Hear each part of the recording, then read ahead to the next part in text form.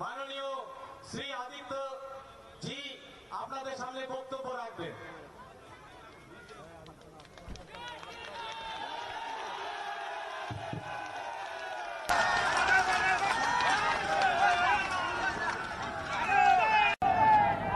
भारत माता की, भारत माता की, भारत माता की, वंदे वंदे वंदे।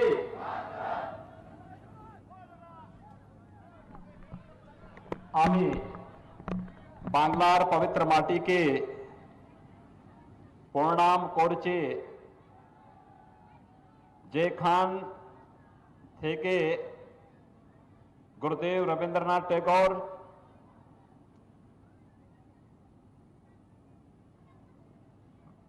रामकृष्ण परमहंस, नेताजी सुभाष चंद्र बोस, स्वामी विवेकानंद एवं और अनेक महान पुरुष बेरिएचेन आमार भाग्य जे आमी এই মাটিতে এসে আপনাদের কাছে मंच पर उपस्थित भारतीय जनता पार्टी के जनप्रिय सांसद श्री जयंत कुमार राय, जिला के अध्यक्ष श्री बापी गोस्वामी, प्रत्याशी से महेश बागे, राज्य समिति के सदस्य श्री पार्थो राय, जिला उपाध्यक्ष श्री कमलेंद्र देव शर्मा, अध्यक्ष एससी मोर्चा शेखिल सरकार श्री चंचल सरकार, नगरा कटा पश्चिम बंगाल के एमएलए श्री सुकरा मुंडा, आज के इस कार्यक्रम में उपस्थित भारतीय जनता पार्टी के सभी पदाधिकारीगण और इस माल विधानसभा क्षेत्र जलपाईगुड़ी से जुड़े हुए सभी उपस्थित भाइयों बहनों, मैं मर्यादा पुरुषोत्तम भगवान श्री राम और भगवान श्री कृष्ण की धरती उत्तर प्रदेश से रामकृष्ण परमहंस की इस धरती को, मां काली की इस धरती को, देश को राष्ट्रगान और राष्ट्रगीत देने वाली इस धरती को कोटि कोटि नमन करते हुए आप सभी भाइयों बहनों का हृदय से अभिनंदन करता हूं।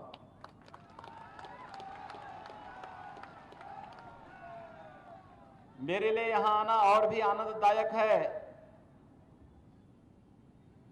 क्योंकि यहां पर बड़ी संख्या में चाय बागान के श्रमिकों के साथ साथ गोरखा समुदाय से जुड़े हुए लोगों की भी एक बड़ी तादाद आज यहां पर एकत्र हुई है। इनका संबंध गोरखपुर से, भगवान गोरक्षनाथ जी की पवित्र भूमि से है, और इसलिए आज मुझे आप सबके बीच में आकर के आनंद की अनुभूति हो रही है कि आपके बीच में आकर के मैं भारतीय जनता पार्टी के पक्ष में अपील भी करूं और आपके उज्जवल भविष्य के बारे में एक विस्तृत कार्य योजना भी आपके सामने प्रस्तुत करूं। भाइयों बहनों, पश्चिमी बंगाल का यह चुनाव हमारे लिए केवल सत्ता परिवर्तन का माध्यम नहीं है। बंगाल का यह चुनाव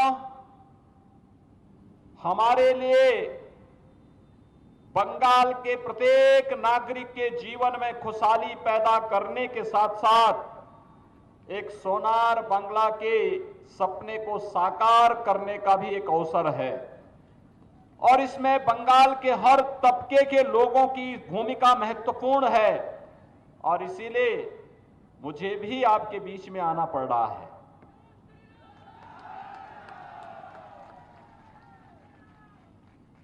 सोनार बंगला के सपने को साकार होगा तब जब प्रधानमंत्री मोदी जी के विजन के अनुरूप हम कार्य करेंगे, प्रधानमंत्री मोदी जी ने जहां भी जिस भी कार्य को आगे बढ़ाया है उसमें सफलता प्राप्त हुई है। देश के अंदर प्रगति के नित नए आयाम छूते हुए भारत में दिखाई दिए हैं।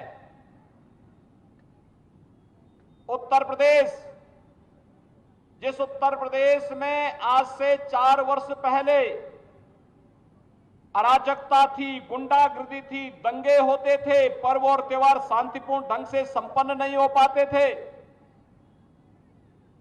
व्यापक अराजकता थी, भ्रष्टाचार था, गरीबों को योजनाओं का लाभ नहीं मिलता था, विकास एकदम ठप पड़ गया था, विकास के पैमाने पर उत्तर प्रदेश पिछड़ गया था। मात्र 4 वर्ष के अंदर उत्तर प्रदेश की प्रगति देश के अंदर सबसे अच्छी प्रगति के रूप में सामने आई है, और वह इसलिए आई है क्योंकि उत्तर प्रदेश में भाजपा की सरकार है। आज के दिन पर भारतीय जनता पार्टी की सरकार का मतलब डबल इंजन की सरकार, डबल इंजन की सरकार। भाइयों बहनों, ये डबल इंजन की सरकार किस रूप में कार्य करती है? 4 वर्ष में उत्तर प्रदेश में 40 लाख गरीबों को सरकारी आवास मिला है। 40 लाख गरीबों को सरकारी आवास, 2 करोड़ 61 लाख गरीबों को व्यक्तिगत शौचालय उपलब्ध करवाया गया। 3 करोड़ 56 लाख गरीब महिलाओं को जनधन अकाउंट में धनराशि उपलब्ध करवाई गई।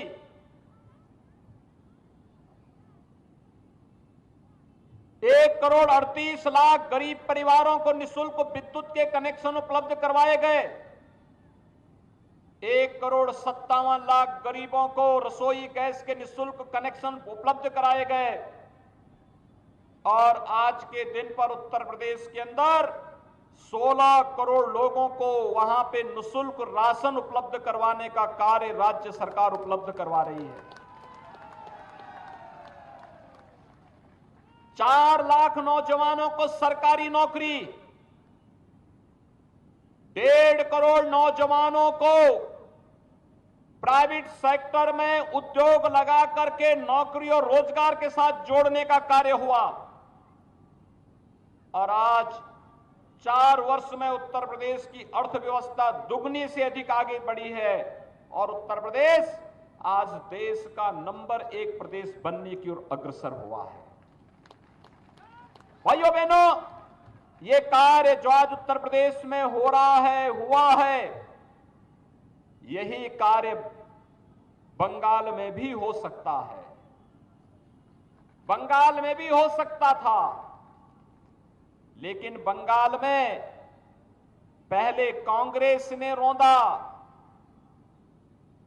फिर कम्युनिस्टों ने लूट खसोट की, और पिछले 10 वर्षों से टीएमसी ने तो यहां पे दंगा, अराजकता, गुंडागर्दी और भ्रष्टाचार की पराकाष्ठा को वहां तक पहुंचा दिया है जहां पर बंगाल के हर नौजवान के सामने पहचान का एक संकट खड़ा हुआ है। आज केंद्र की किसी भी योजना को ममता दीदी की सरकार, टीएमसी की सरकार बंगाल के अंदर लागू नहीं होने देती है। दीदी की सहानुभूति यहां के नौजवानों के साथ में नहीं है, यहां की महिलाओं के साथ में नहीं है, यहां के किसानों के साथ भी नहीं है, यहां के व्यापारियों के साथ भी नहीं है। दीदी को तो लड़ाने से ही फुर्सत नहीं है। उनकी सहानुभूति तो उन लोगों के साथ में है जो दंगा फसाद करते हैं। उनकी सहानुभूति उन लोगों के साथ में है जो मां दुर्गा की पूजा करने से रोकते हैं। उनकी सहानुभूति उनके साथ में जो मां लक्ष्मी की पूजा और मां सरस्वती की पूजा करने से रोकते हैं। और दीदी तो इस समय इतनी चिड़ी हुई है, इतनी नाराज है, या वो कह रही है कि जय श्री राम बोलोगे तो जेल में डाल देंगे।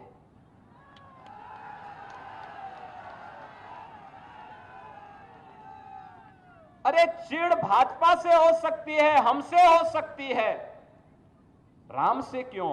राम तो हम सबके आराध्य हैं, भारत के जन जन की आस्था के केंद्र हैं।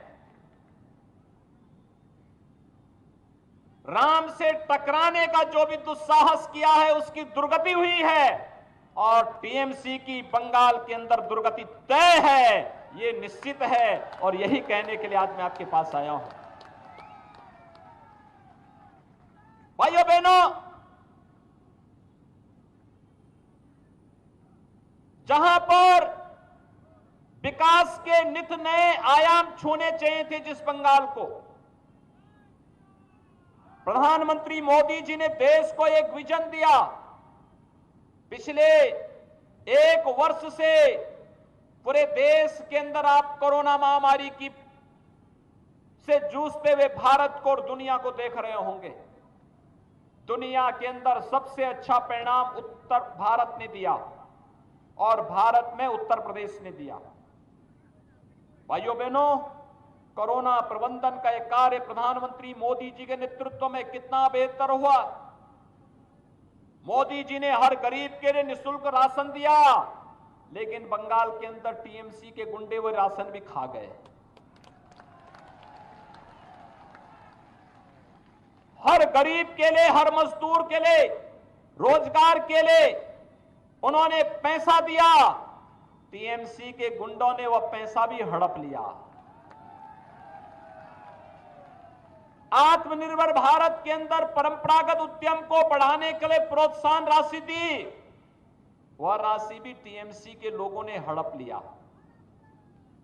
आप चिंता मत करिए, ये जो टीएमसी आज आपके अधिकार को हड़पने का प्रयास कर रही है, एक एक पाई 2 मई के बाद एक एक पैसा निकाला जाएगा और फिर बंगाल के विकास में लगाया जाएगा। ये पैसा लेकर के कोई अपने साथ नहीं जाने वाला है। ये पैसा जैसे वे लोग ले गए हैं वैसे ही निकाला जाएगा, और वैसे ही फिर से बंगाल के नौजवानों के रोजगार के लिए, मजदूरों के रोजगार के लिए लगाया जाएगा।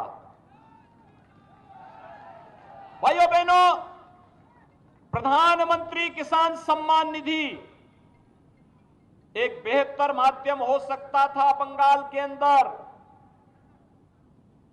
प्रधानमंत्री किसान सम्मान निधि के माध्यम से हर किसान को 6,000 रुपए सालाना भारत सरकार दे रही है। बंगाल के अंदर दीदी नहीं देने देती है। उत्तर प्रदेश के अंदर 2,42,00,000 किसान हर वर्ष इस योजना का लाभ प्राप्त कर रहे हैं। बंगाल के अंदर दीदी इसका लाभ नहीं लेने देती है। कारण साफ है, उनकी सहानुभूति किसानों के प्रति नहीं है। उनकी सहानुभूति तो किसानों का शोषण करने वाले लोगों के साथ में है, किसानों का अपमान करने वाले लोगों के साथ में है। मुझे आश्चर्य होता है, चाय बागान के में कार्य करने वाले जो लोग हैं, इन कार्मिकों को अन्य जगहों पर 350 रुपए प्रतिदिन का मानदेय मिलता है, लेकिन बंगाल में यह मात्र 200 भी नहीं मिल पाता है। आश्चर्य होता है, चाय बागान में कार्य करने वाले लोगों को आज तक जमीन का पट्टा नहीं दिया गया है, जबकि ये पट्टा वर्षों पहले मिल जाना चाहिए था। हम यही पूछना चाहते हैं, ममता दीदी से यही पूछना चाहते हैं, अपना गुस्सा प्रधानमंत्री मोदी जी पे मत उतारिए, अपना गुस्सा भाजपा पे मत उतारिए। अपना गुस्सा उतारना था इन 10 वर्षों में भ्रष्टाचार पर उतारती, टीएमसी की गुंडागर्दी पर उतारती, लूट खसोट करने वाले लोगों पर उतारती, तो बंगाल का हित भी होता, टीएमसी का हित भी होता, लोग आपको सम्मान देते। लेकिन आपने इधर ध्यान नहीं दिया। आज इसका परिणाम है, बंगाल की जनता अब टीएमसी से मुक्ति चाहती है, पूरी तरह मुक्ति चाहती है। भाइयों बहनों, आखिर टीएमसी ने 10 वर्षों में चाय बागान के किसानों को, चाय बागान के कार्मिकों को उनका हक क्यों नहीं दिया?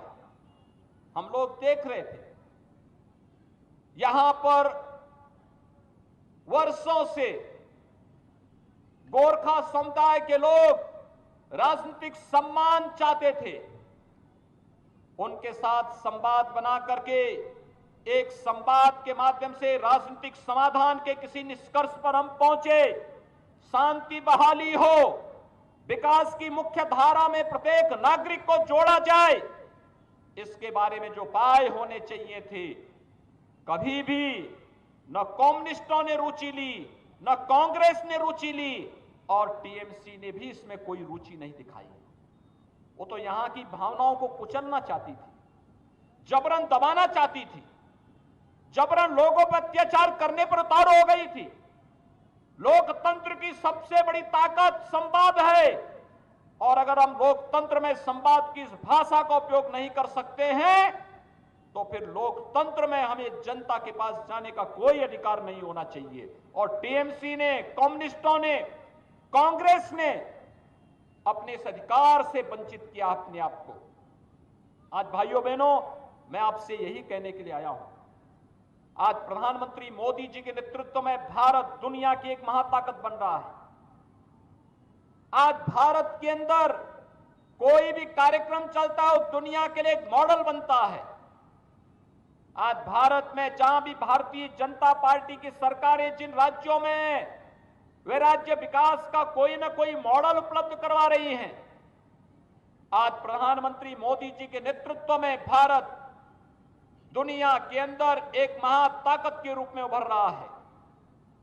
उस महाताकत के रूप में जहां पर हर नागरिक को जीवन की मुख्य धारा के साथ जोड़ करके उनके जीवन में खुशहाली लाना, समृद्धि का मार्ग प्रशस्त कर देना, इस अभियान के साथ जब जुड़ने की कार्रवाई हो रही हो तो मैं बंगाल के आप सभी नौजवानों के साथ, चाय बागान से जुड़े हुए समुदायों के साथ, गोरखा समुदाय के साथ, बंगाल के प्रत्येक नागरिक के साथ मैं यही संवाद स्थापित करने के लिए आया हूं, हम भी विकास से पिछड़ने न पाए, इसके लिए प्रधानमंत्री मोदी जी के विजन के अनुरूप कार्य किए जाने की आवश्यकता है। याद रखना, भाजपा जो कहती है सो करके दिखाती भी है। आपने देखा होगा भारतीय जनता पार्टी ने कश्मीर के अंदर कहा था कि कश्मीर में धारा 370 को हटाएंगे, जम्मू कश्मीर के अंदर विकास की प्रक्रिया को तेजी के साथ आगे बढ़ाएंगे। अगर जम्मू कश्मीर के नौजवान को बंगाल के अंदर जमीन और मकान खरीदने का अधिकार है तो बंगाल के नौजवान को और दार्जिलिंग के नौजवान को भी अधिकार देंगे कि जम्मू कश्मीर के अंदर जमीन और मकान खरीद ले, कोई उसको रोक नहीं सकता है। आज प्रधानमंत्री मोदी जी ने और गृह मंत्री अमित शाह जी ने अधिकार आपको उपलब्ध कराया है। भाइयों बहनों, कांग्रेस ने आपको इस अधिकार से वंचित किया था, लेकिन प्रधानमंत्री मोदी जी आपको यह अधिकार दे रहे हैं। उन्होंने अधिकार दे दिया है। आर्टिकल 370 जो कश्मीर के अंदर आतंकवाद की जड़ थी उसे पूरी तरह समाप्त कर दिया है। आज बंगाल विकास की प्रक्रिया के साथ तेजी के साथ आगे बढ़ रहा है। आज विकास मजबूती के साथ आगे बढ़ता हुआ बंगाल के अंदर भी दिखाई दे, यह आज की आवश्यकता है। और कश्मीर जैसे विकास के पथ पर अग्रसर हुआ है वह इसलिए क्योंकि जो वहां के विकास की सबसे बड़ी अड़चन थी आर्टिकल 370, आज वो पूरी तरह समाप्त हुआ है। मैं लोकसभा चुनाव में बंगाल आया था, तब बंगाल के अंदर एक नारा गूंजता था, यहां के नौजवान, यहां का पत्रकार मुझसे एक बात पूछता था कि योगी जी आप उत्तर प्रदेश के मुख्यमंत्री हैं, ये तो बताइए कि उत्तर प्रदेश के अंदर जब सत्ता नहीं थी तब आप लोग कहते थे कि रामलला हम आएंगे, मंदिर वहीं बनाएंगे। अब तो ये तो बताइए कि क्या तारीख भी बताएंगे। भाइयों बहनों, मुझे आप सबको बताते हुए प्रसन्नता है, 5 अगस्त 2020 को प्रधानमंत्री मोदी जी के नेतृत्व में, प्रधानमंत्री मोदी जी के कर कमलों से, संतों के सानिध्य में अयोध्या में भगवान राम के भव्य मंदिर के निर्माण का कार्य प्रारंभ हो चुका है। भव्य मंदिर के निर्माण का कार्य प्रारंभ हो गया है। भाजपा ने जो कहा सो करके दिखा दिया है। हम विकास भी ला रहे हैं, आस्था का सम्मान भी कर रहे हैं। हर गांव का, हर गरीब का, हर किसान का, हर नौजवान का, हर महिलाओं के जीवन में सुरक्षा, समृद्धि और खुशहाली लाने का काम भी कर रहे हैं। विकास भी होगा और वो विकास किस रूप में? गरीब को राशन की सुविधा, गरीब को मकान की सुविधा, गरीब को शुद्ध पेयजल की सुविधा, गरीब को विद्युत की सुविधा, गरीब को रसोई गैस की सुविधा, हर गरीब को 5 लाख रुपए का स्वास्थ्य बीमा का कवर, हर नौजवान को नौकरी और रोजगार की गारंटी, हर किसान के खेत में पानी उपलब्ध करवाने और हर किसान को उसकी लागत का दुगना दाम देने का कार्य भारतीय जनता पार्टी की सरकार कर रही है। तो वहीं विकास के बड़े बड़े प्रोजेक्ट को भी भारतीय जनता पार्टी आगे बढ़ाने का कार्य कर रही है। कहीं हाईवे, कहीं रेलवे, कहीं एयरपोर्ट, कहीं एम्स, कहीं आईआईटी, कहीं आईआईएम, कहीं मेडिकल कॉलेज, कहीं पे डिग्री कॉलेज, कहीं पे इंजीनियरिंग कॉलेज, कहीं पे कोई नया तकनीकी संस्थान, ये सभी कार्य युद्ध स्तर पर चलते हुए दिखाई दे रहे हैं। हेल्थ एंड वेलनेस सेंटर के माध्यम से एक नई पहचान दार्जिलिंग और उसके आसपास के सभी क्षेत्र दे सकते हैं और इसके लिए व्यापक कार्य योजना के साथ भारत सरकार ने राज्य सरकारों को मदद देना प्रारंभ किया है। उत्तर प्रदेश इसका लाभ ले रहा है। बंगाल क्यों वंचित है? कारण है दीदी की रुचि नहीं है। ममता दीदी तो अगर विकास की बात करो तो चिढ़ जाती है।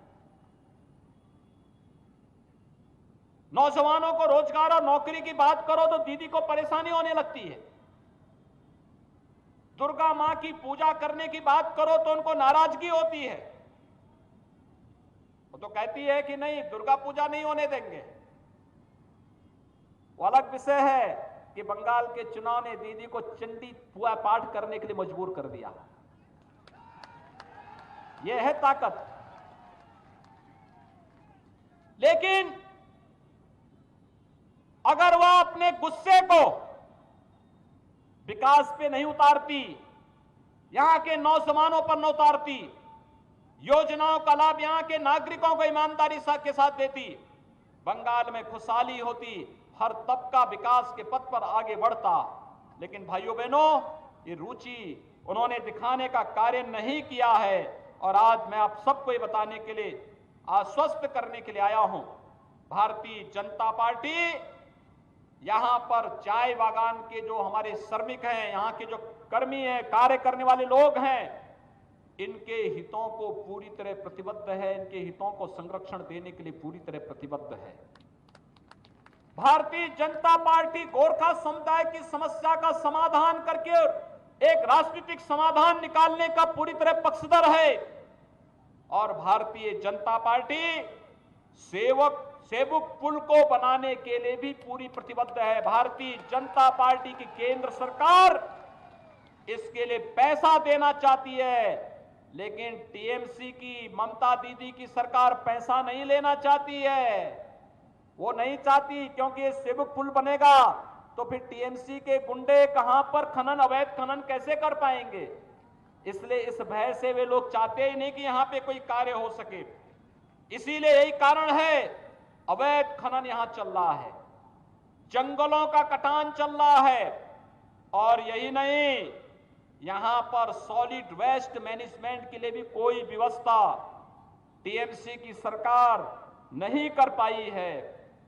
यहां पर गरीब कल्याण योजनाओं का लाभ यहां के आम नागरिक को नहीं मिल रहा है। टीएमसी के गुंडे सब हड़प जा रहे हैं। भारतीय जनता पार्टी के 130 से अधिक कार्यकर्ताओं की निर्मम हत्या टीएमसी के शासन में बंगाल के अंदर हुई है। भाइयों बहनों, इंतजार करिए, आज 7 तारीख है। कुल 25 दिन शेष हैं। ये 25 दिन उल्टी गिनती के रूप में आप देखेंगे, एक एक दिन कम होता हुआ दिखाई देगा। और 2 मई जब आएगी, टीएमसी की सरकार से बंगाल को मुक्ति मिलेगी, बंगाल विकास के पथ पर आगे बढ़ेगा और टीएमसी के गुंडों को निकाल करके कानून के शिकंजे में कसा जाएगा, जैसे आपने कल उत्तर प्रदेश के अंदर देखा होगा। ये अपराधी कहीं भी छिप जाए, ये तो तय है कि अपराधी को कांग्रेस, कम्युनिस्ट और टीएमसी जैसे दल संरक्षण जरूर देंगे। लेकिन आप चिंता मत करिए, इनसे लंबे हाथ कानून के होते हैं और कानून के लंबे हाथ इन्हें पाताल से भी निकाल करके जेल के शिकंजों के अंदर भेजने का कार्य जरूर करेंगे। और यही आश्वासन देने के लिए आज हम सब आपके बीच आए हैं। जिस प्रतिबद्धता के साथ आपने काम किया है, अब तक भारतीय जनता पार्टी को सफलता दिलाई है, आप सभी लगे।